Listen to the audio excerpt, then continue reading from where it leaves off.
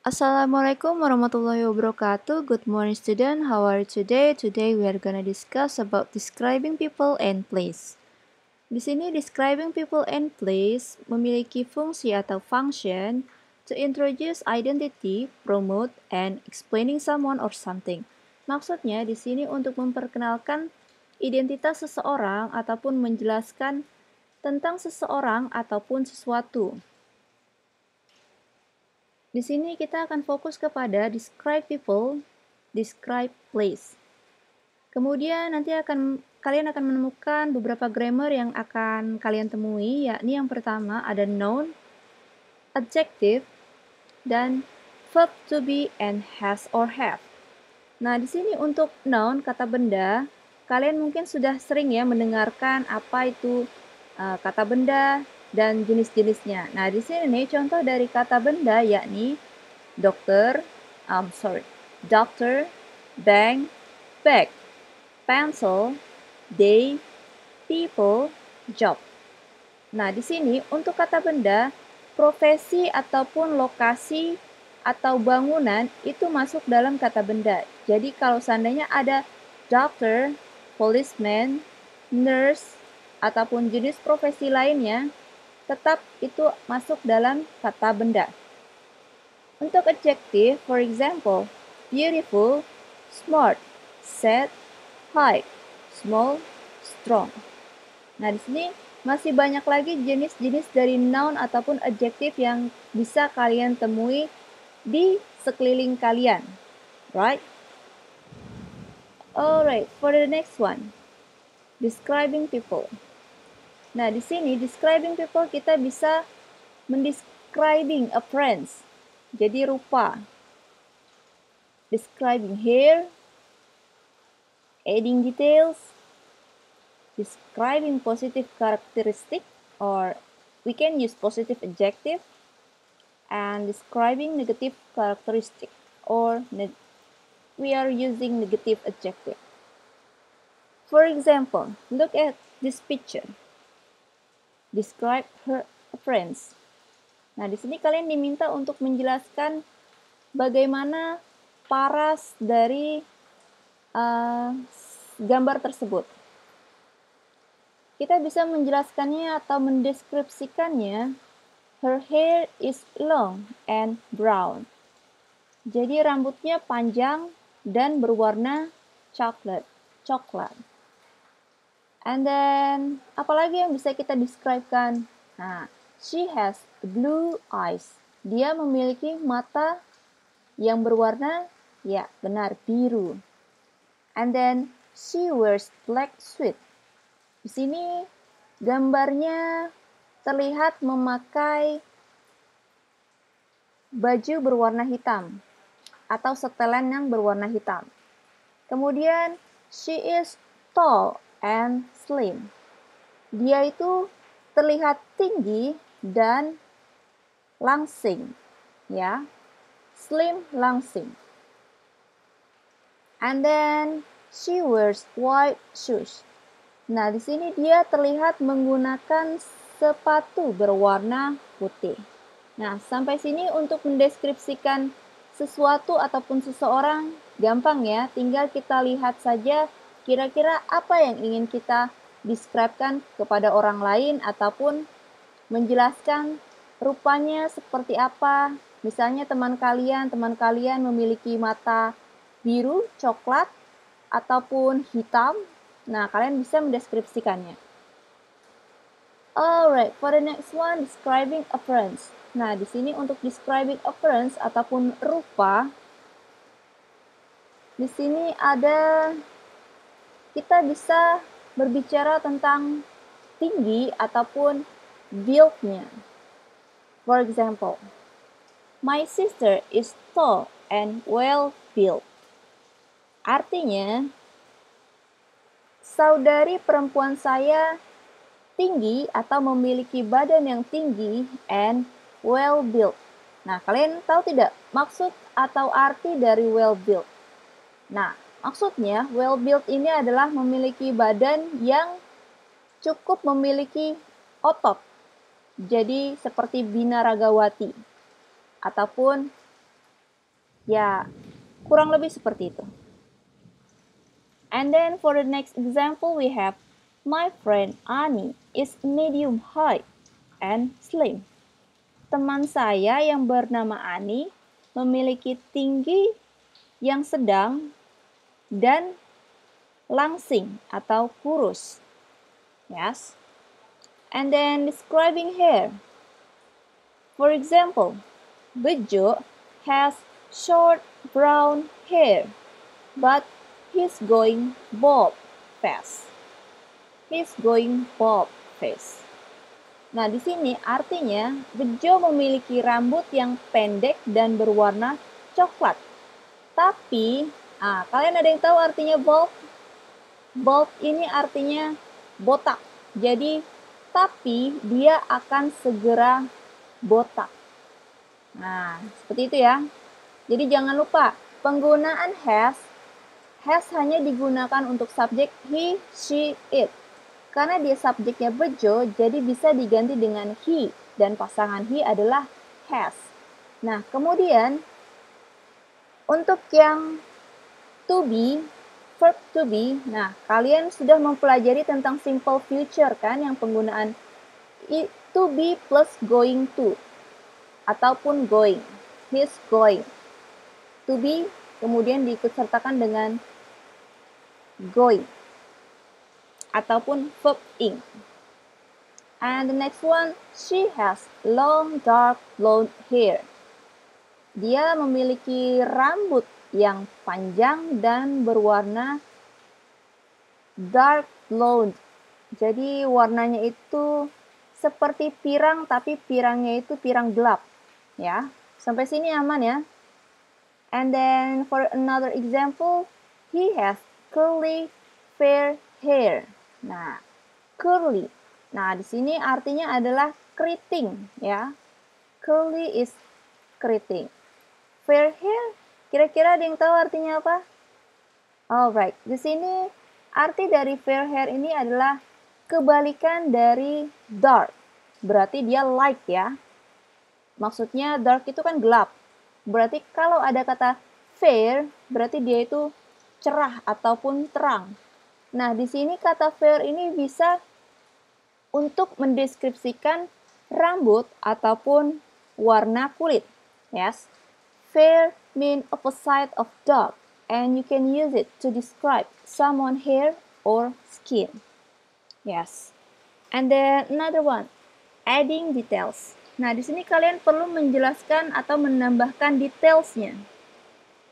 Contoh, he looks a bit like a younger version of Anto. Dia terlihat sedikit lebih muda dari si Anto, versinya si Anto. Nah, di sini dia terjadi perbandingan ya, perbandingan jadi terlihat lebih muda daripada si Anto. Alright, the next one. John has a long scar on his right elbow. Nah, di sini ada kata long scar. Scar itu artinya bekas luka. Jadi John memiliki bekas luka, tinggal ditambahkan detailsnya on his right elbow. Ini elbow ini adalah alis. Jadi alis sebelah right kanan. Jadi John memiliki bekas luka di alis sebelah kanan. Alright, sampai sini aman ya. The next one, describing positive or negative characteristic. Nah, di sini berarti kita mendeskripsikan tentang karakter seseorang. Entah itu karakternya positif ataupun negatif. Karakter punya dua jenis itu ya, pasti ada positif ataupun negatif. What is this person like? Nah, di sini untuk describing positif ataupun negatif, kita harus mengetahui dulu orang ini tuh seperti apa sih? Benar? Ya kan? And then it's mean I want you to tell me about the personality. Nah, berarti di sini diminta untuk menjelaskan karakter atau personality dari seseorang. Nah, untuk penggunaan positif adjective ataupun positive karakteristik bisa digunakan positive adjective. Nah, contohnya di sini ada kind, considerate, warm, funny, honest, straightforward. Nah, sebenarnya positive adjective ini sifat-sifat yang mengandung unsur positif. Jadi dia itu ada lucu, ataupun dia sangat baik, dia sangat to the point, ataupun humoris. Nah, itu masuk dalam kategori positive adjective. Kemudian untuk negative adjective-nya di sini ada selfish, self-centered, self-obsessed, humorless, dull, dishonest, moody, grumpy.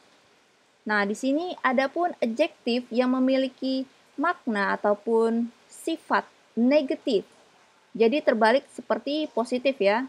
Positif itu misalnya dia sangat cheerful, sangat ceria. Namun untuk kebalikannya atau opposite-nya dia bisa moody ataupun bisa digunakan grumpy.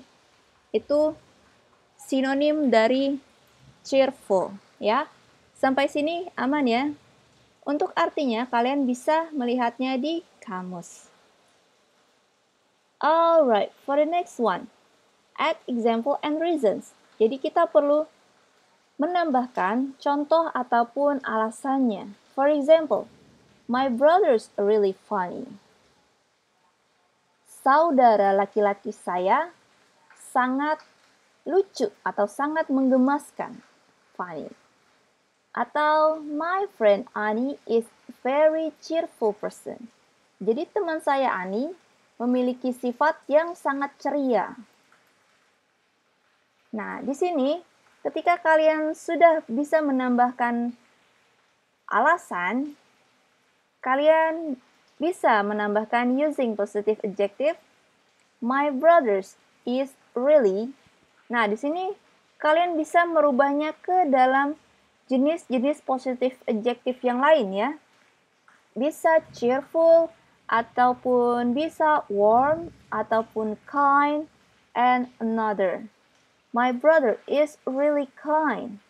Or my brother is really cheerful. Bisa. Berarti dia ini memiliki makna positive adjective. Or my friend Ani is very person.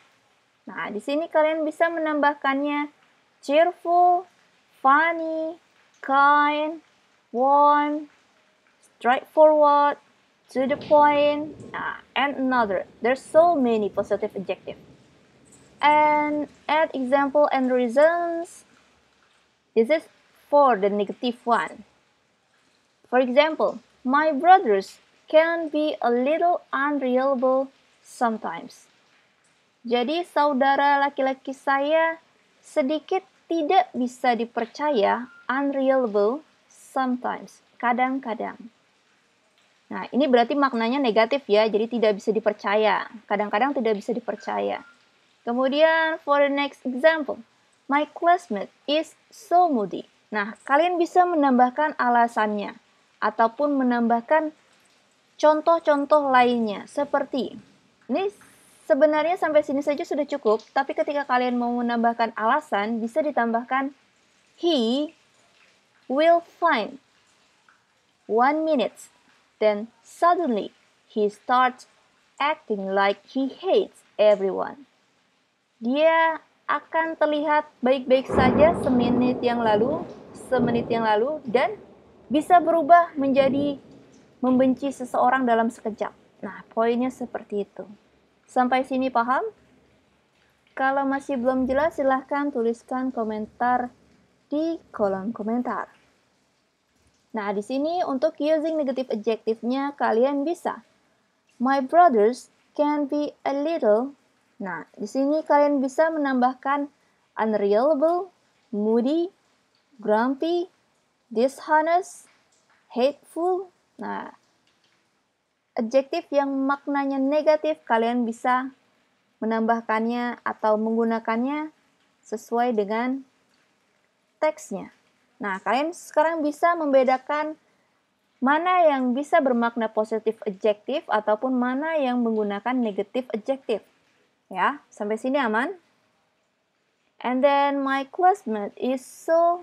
Nah, kalian bisa menambahkannya atau menggunakan kata-kata yang memiliki negatif adjektif. For example, grumpy, moody, dishonest, unreliable, and another. Alright.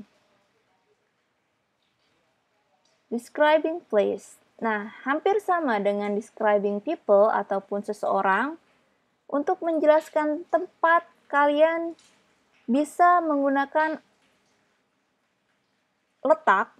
Kalian harus mendeskripsikan letak, alamat, bentuk, posisi, ataupun yang lainnya. Nah, for example, describe this place. Nah, kalian sudah pernah melihat gambar seperti ini bukan? Kira-kira ini ada di mana? Ya, di Borobudur ataupun di Yogyakarta. Nah, untuk describing place, kalian bisa menuliskannya seperti atau mendeskripsikannya seperti this place name is Borobudur Temple. And then, Borobudur Temple is a Buddhist temple located in Borobudur. Jadi letak dari Borobudur Temple ini adalah temple yang biasanya digunakan yang beragama Buddha untuk berdoa. On each level of the floor, there are a lot of relief panels and Buddha status spread around it. Nah, seperti yang kalian tahu, di Borobudur setiap lantainya memiliki statut ataupun relief panel seperti ini, relief panel ataupun Buddha statut di sekeliling dari Borobudur Temple itu sendiri. Benar kan? Yang sudah pernah pasti sudah tahu ya. Yang belum pernah mungkin nanti kita akan ke sana. Amin. Nah, dalam untuk mendeskripsikan orang ataupun tempat, di sini masuk dalam kategori descriptive text. Nah, descriptive text ini memiliki tujuan untuk menjelaskan ataupun mendeskripsikan. Nah, sebelumnya kita sudah belajar untuk mendeskripsikan seseorang, atau rupa, atau rambut, ataupun tempat. Nah, itu maksudnya menjelaskan, bertujuan untuk menjelaskan. Jadi ketika ada pertanyaan, apa sih tujuan dari descriptive text? Jelas saja tujuannya adalah untuk menjelaskan ataupun mendeskripsikan. Atau kalau dalam bahasa Inggris kalian bisa kata kuncinya adalah to describe. To describe people, to describe someone, animals, place, or kata benda atau noun. Nah, biasanya memiliki deskripsi untuk bentuk. Jadi kita mendeskripsikan bentuk, ciri-ciri atau sifatnya. Ya, sampai sini aman ya? Alright, jika ada pertanyaan silahkan ditanyakan di kolom komentar atau silahkan dikumpulkan ke ketua kelas, kumpulkan pertanyaannya dan kirimkan ke Miss. Alright, I think this is enough for now. I'll see you in the next meeting. Wassalamualaikum warahmatullahi wabarakatuh. See ya!